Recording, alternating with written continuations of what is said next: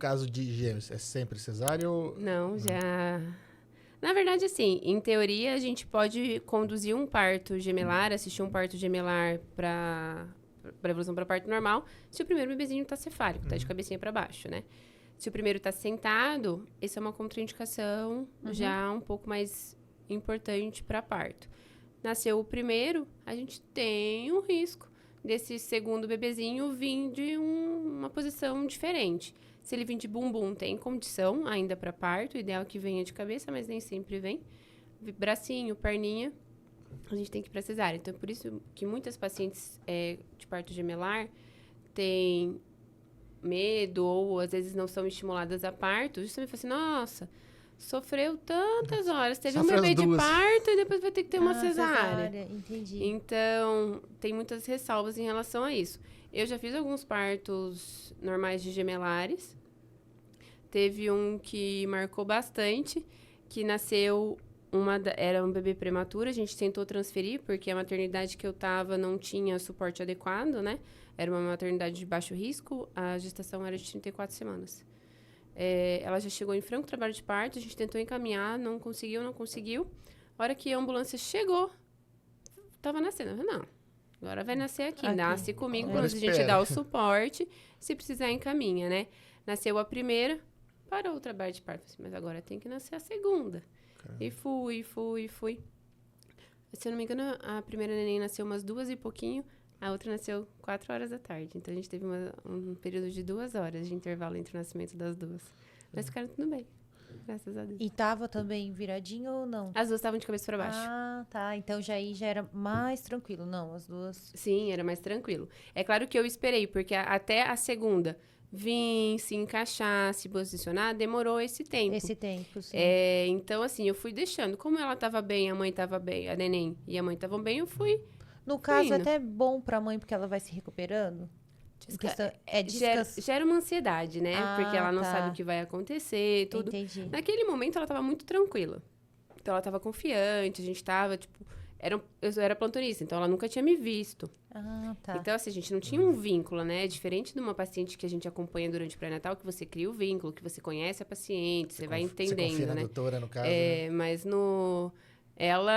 a gente teve uma confiança mútua aí e deu tudo certo. Ela arrasou, foi maravilhosa. Até esses dias ela mandou mensagem mostrando as meninas são super bonitinhas. E é difícil o parto normal ir até as 38, 41? Pra gemelar? Isso. Perdão. Na verdade, depende muito de como é dividido, né? Então, a gente tem alguns tipos de gemelar. Gemelar mono-mono, que eles estão na mesma placenta e na mesma bolsa. Então, é como se fosse um quarto que os dois estão no mesmo quarto. A gente tem uma placenta e 2 bolsas. Então, é como se fosse uma casa com 2 quartos divididos. E a gente tem 2 placentas e 2 bolsas. Então, é como se fosse casas separadas. Quanto mais juntos, mais antecipado é o parto. Mono, então uma placenta e uma bolsa. Geralmente a gente induz evoluir para parto entre 31 a 33 semanas. Mono-di, a gente espera até no máximo umas 36, 37, né? Uma placenta e 2 bolsas. 2 placentas, 2 bolsas. Se tiver tudo bem, a gente consegue postergar um pouquinho mais, às vezes até 38, 39 semanas. Aí consegue mais pro final. Em teoria. Sim. As pacientes, às vezes, começam a ter muito desconforto. A própria gestação gemelar favorece o trabalho de parto prematuro, romper bolso de maneira precoce. É muito difícil. Eu vi algumas vezes gestações gemelares que evoluíram até 40 semanas, mas assim, raridade. A maioria, 37, 38. Ou seja, a partir das 30 semanas já tem que ficar esperto. Qualquer gestação. Qualquer. Qualquer um. Tem que ficar de olho. Na verdade, qualquer momento, né? Qualquer momento. Podem acontecer coisas que a gente não espera, que a gente não consegue prever. Já tive pacientes que evoluíram para perda gestacional já tardia, 17, 20, 22. Então, são coisas que a gente não consegue. Existem formas para a gente prever, né? Alguns desfechos ruins e daí evitar que eles aconteçam, mas nem sempre a gente consegue. Então, sempre vigilante. Porque a gestante, você vai ver ela mensal. No começo do pré-natal, sim.